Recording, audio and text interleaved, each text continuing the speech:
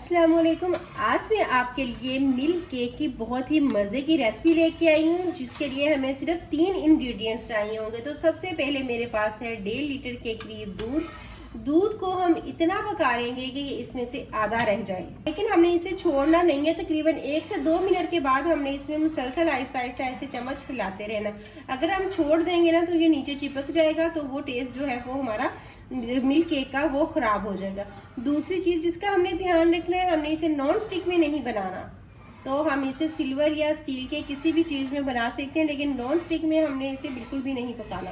तो ये दूध आधा रह जाए तो उसके बाद फिर मैं आपको ये दिखाती हूँ, लेकिन मैं ऐसे आहिस्ता आहिस्ता इसमें चम्मच जो है वो मुसलसल चलाती रहूँगी।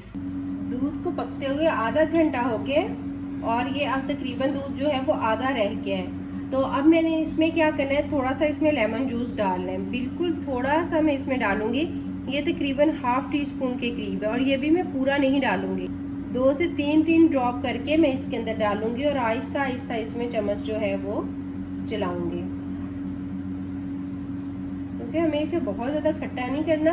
तो जैसे ही इसके अंदर दाना बन जाएगा ना, तो फिर मैं ये लेमन जूस डालना जो है वो बंद कर दूंगी। अभी इसमें थोड़ा सा और डालने की ज़रूरत है, तो अब इसमें मैं चम्मच चलाती रहूँगी आहिस्ता आहिस्ता।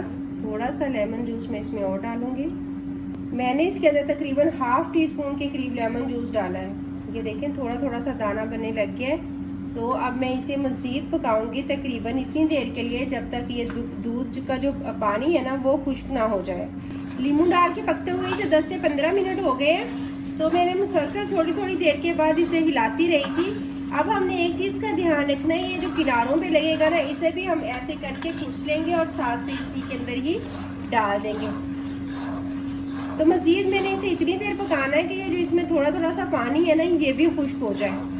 अभी देखिए कितना ज़बरदस्त सा इसका दाना जो है वो बन गया है। तो तकरीबन 5 मिनट के लिए मैं इसे मज़ीद पकाऊंगी, फिर उसके बाद दिखाती हूँ कि हमने नेक्स्ट क्या करना है। ये देखिए इसमें ना जो दूध था वो बिल्कुल खुश्क हो गया। तो अब मैं इसके अंदर डाल दूंगी चीनी आप अपनी मर्ज़ी के हिसाब से इसमें डाल सकते हैं। मैंने यहाँ पे आधी प्याली डाली है। अगर आपको कम मीठा पसंद हो तो आप कम डालें, लेकिन इसे तेज़ बिल्कुल भी ना डालिएगा, बहुत तेज़ मीठा हो जाएगा। तो अब मैं इसे मज़ीद पकाऊंगी, क्योंकि जब भी हम किसी चीज़ में चीनी डालते हैं ना तो उससे पानी छोड़ देती है चीनी। तो मज़ीद मैंने इसे इतनी देर पकाना है कि चीनी का जो पानी है ना वो खुश्क हो जाए। और अब हमने इसको छोड़ना बिल्कुल भी नहीं है, मुसलसल चम्मच चलाते हुए इसे मैंने पकाते रहना है। जितनी अच्छे से हम इसकी भुनाई करेंगे ना, उतना ही अच्छा हमारा मिल्क केक जो है वो बनके तैयार हो जाएगा। चीनी का जो पानी था वो भी खुश्क हो गया। तो अब हम इसके अंदर डाल देंगे घी। अगर आपके पास देसी घी हो तो आप वो डाल दें, नहीं तो सिंपल बनास्पति घी जो है वो भी डाल सकते हैं। मैंने यहाँ पे इसके अंदर 3 टेबलस्पून के करीब घी डाला है। तो अब मैं मज़ीद इसकी भुनाई कर लूँगी। अब ये देखें जैसे ही मैंने घी डाला है तो चिपकना जो है ये बंद हो गया है। तो हमारा मिल्क केक जो था वो तकरीबन रेडी हो गया है। 2 मिनट में इसकी मज़ीद भुनाई करूँगी। यही इसकी निशानी होती है कि ये बर्तन के साथ चिपकता नहीं है। ये देखें बिल्कुल ये अलग होने लग गया है, तो यही इसकी निशानी है कि ये तैयार हो गया है।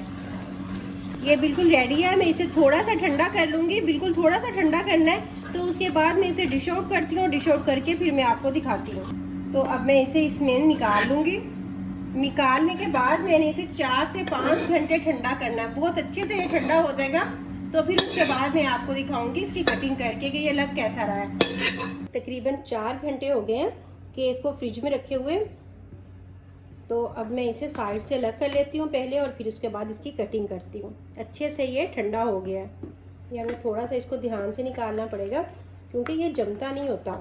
इधर से भी हम अलग कर लेते हैं। फिर उसके बाद में इसे 2 हिस्से मैंने निकाले हैं और इन्हें अब मैं अलग कर लेती हूँ। केक बिल्कुल रेडी है। तो अब इसको ऊपर थोड़ा सा गार्निशिंग के लिए मैं पिस्ते और बादाम डाल देती हूँ। अगर आपके पास हो तो आप डाल दें, ना हो तो बेशक आप इसको स्किप कर दें, कोई ज़रूरी नहीं है, लेकिन इसे देखने में लुक अच्छी आती है। तो ये देख लें कितना ज़बरदस्त सा दानेदार सा हमारा जो केक है वो रेडी हो गया है। अगर आज की वीडियो आपको अच्छी लगी हो तो इसे लाइक कीजिएगा। चैनल पर न्यू है तो इसे ज़रूर सब्सक्राइब कीजिएगा।